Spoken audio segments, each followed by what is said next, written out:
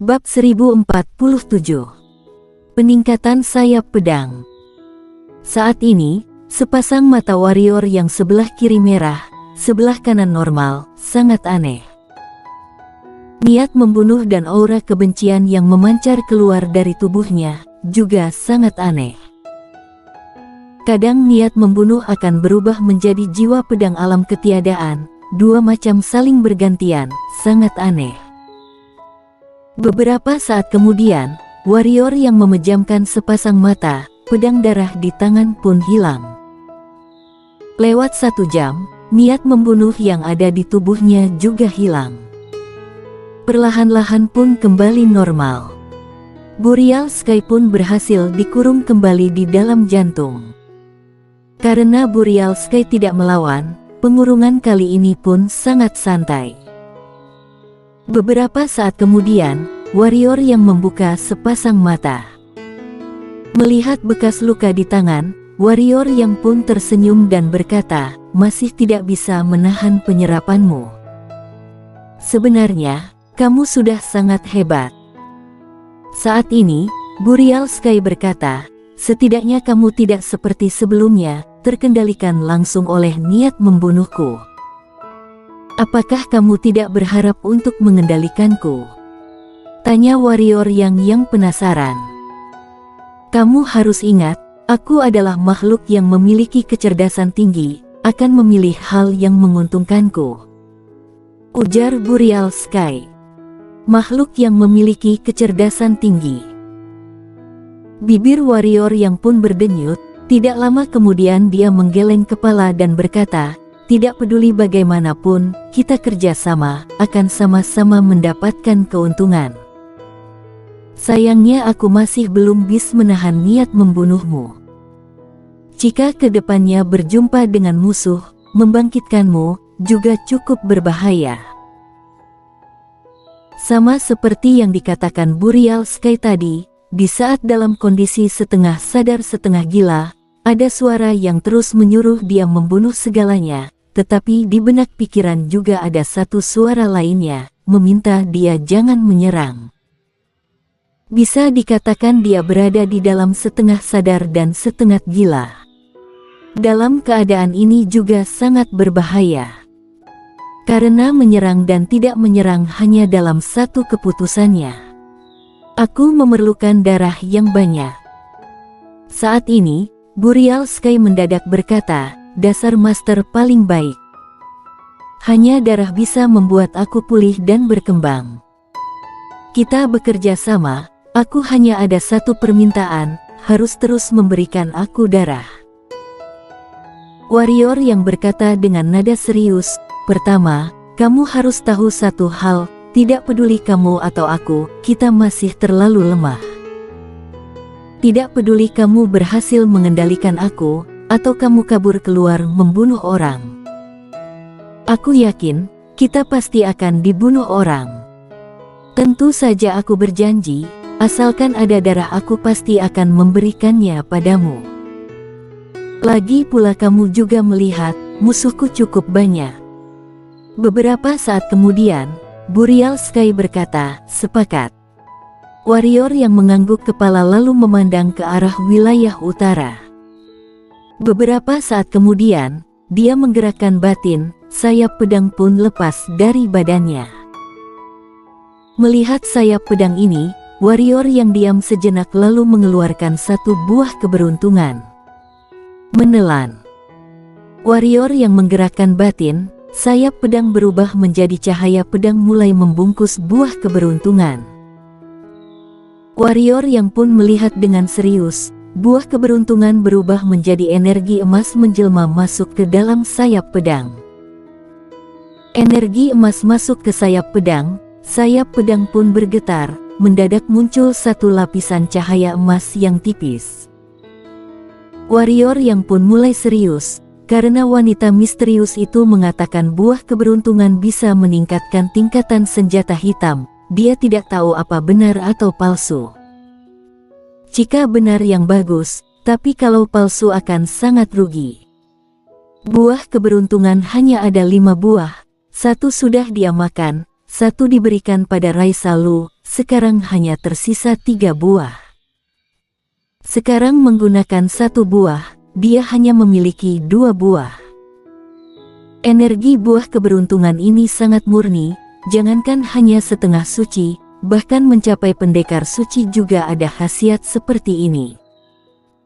Jika bisa meningkatkan sayap pedang itu sangat bagus. Jika tidak, dia benar-benar akan memuntahkan darah.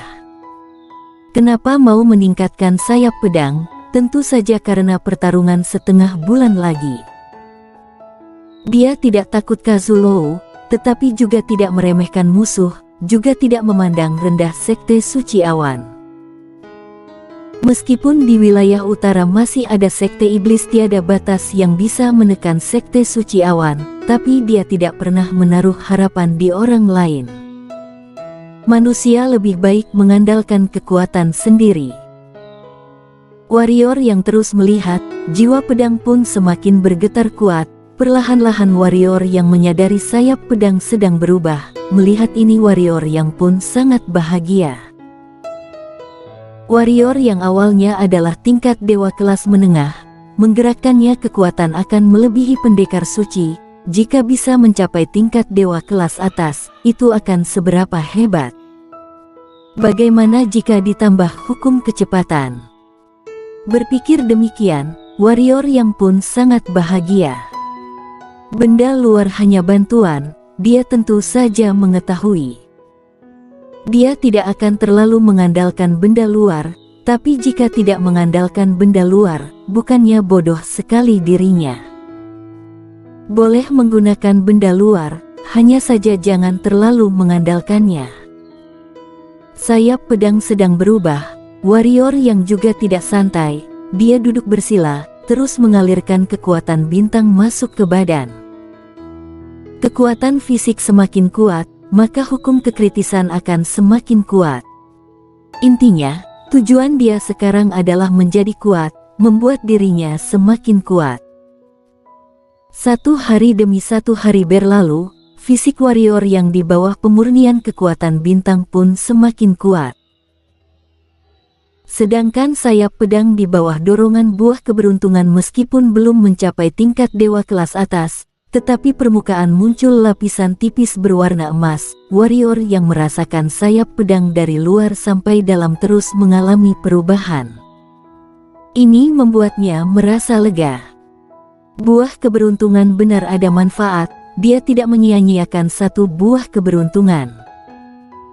Di hari selanjutnya, warrior yang selain memurnikan fisik, juga terus melatih.